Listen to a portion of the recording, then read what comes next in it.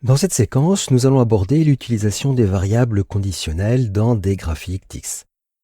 Pour exploiter des variables conditionnelles, qui dépendent donc d'un test, nous allons utiliser la commande if-then-else, qui est une commande de PGF-Math.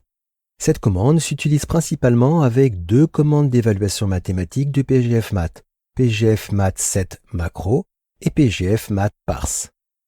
Notez dès maintenant que, par défaut, le résultat renvoyé est une valeur numérique. Eh bien, voyons tout ceci dans cette séquence.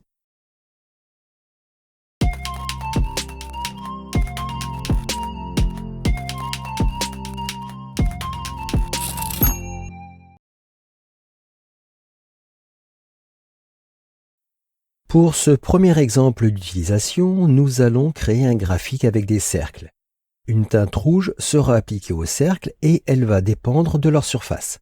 Si la surface est inférieure à 2, la teinte sera à 25% de rouge. Sinon, elle sera à 50% de rouge.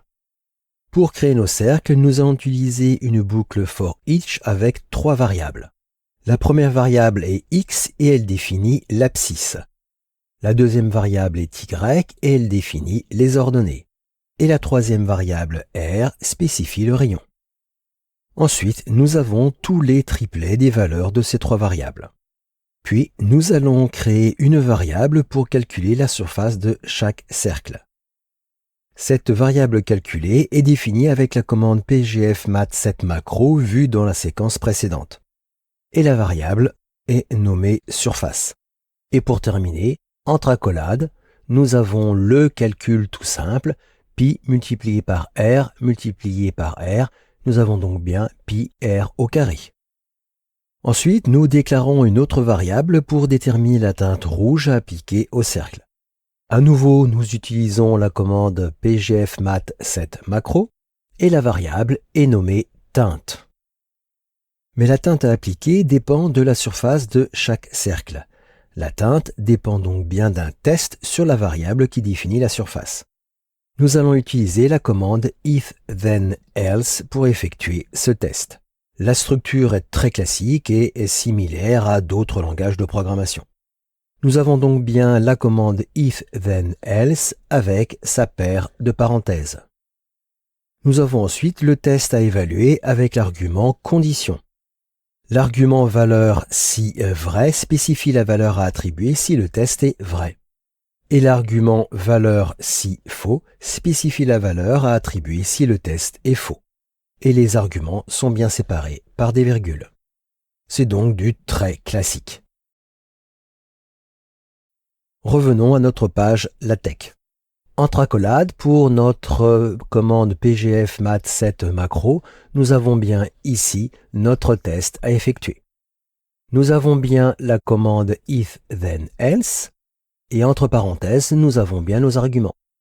Nous avons le test. Ici, c'est bien de savoir si la surface est inférieure à 2. Si c'est vrai, eh bien, nous utilisons une valeur à 25. Si c'est faux, nous utilisons une valeur à 50. Donc, nous aurons une teinte à 25 ou à 50% selon si la surface est inférieure à 2 ou pas.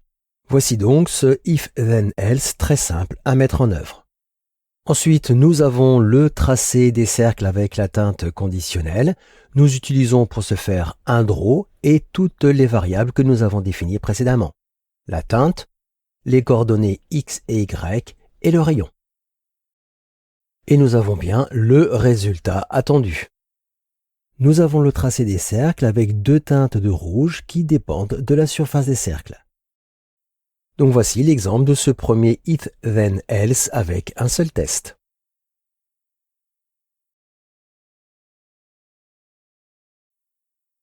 Pour ce deuxième exemple, nous allons repartir sur ce même graphique, mais cette fois, il y aura trois teintes à appliquer.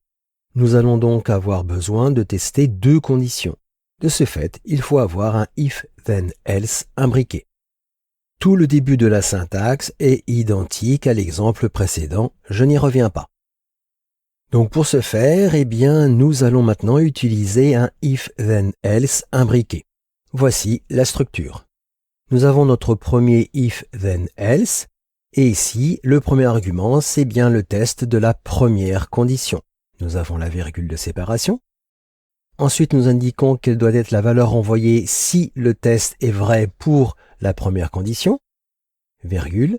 Sinon, nous rajoutons un deuxième test imbriqué. Nous avons ici notre deuxième if then else avec la deuxième condition. Nous avons ensuite la valeur à renvoyer si la condition 2 est vraie. Sinon, nous n'avons qu'une seule valeur à renvoyer, c'est la valeur si aucun des tests n'est vrai, c'est-à-dire si tous les tests sont faux. Et nous avons bien les parenthèses qui sont équilibrées pour les deux if then else. Revenons maintenant à notre document LaTeX. Et voici nos deux if then else imbriqués. Nous utilisons toujours notre commande pgf mat7 macro avec à nouveau notre variable teinte. Nous avons notre premier if then else. Nous testons si la surface est inférieure à 1. Si c'est vrai, nous avons une valeur renvoyée à 7 pour 7% de rouge. Sinon, nous avons notre deuxième if then else. À nouveau, nous testons si la surface est inférieure à 2. Si c'est vrai, nous renvoyons la valeur 25 pour avoir 25% de rouge. Et enfin, sinon, c'est-à-dire si aucun des tests n'est vrai, nous renvoyons la valeur 50 pour avoir une teinte à 50%. Voilà donc la structure des deux if then else imbriqués. Et voici le résultat que nous avons pour ce deuxième graphique. Et nous avons bien 3 teintes à 7%, 25% et 50%. Ces 3 teintes dépendent des tests faits sur la surface de chacun des cercles. Donc voilà une première méthode pour utiliser des variables conditionnelles dans des graphiques TIX. Cette première méthode, plutôt classique, exploite la commande if then else de pgfmat qui peut être utilisée avec un seul test ou avec 2 ou plusieurs tests imbriqués comme nous venons de le voir.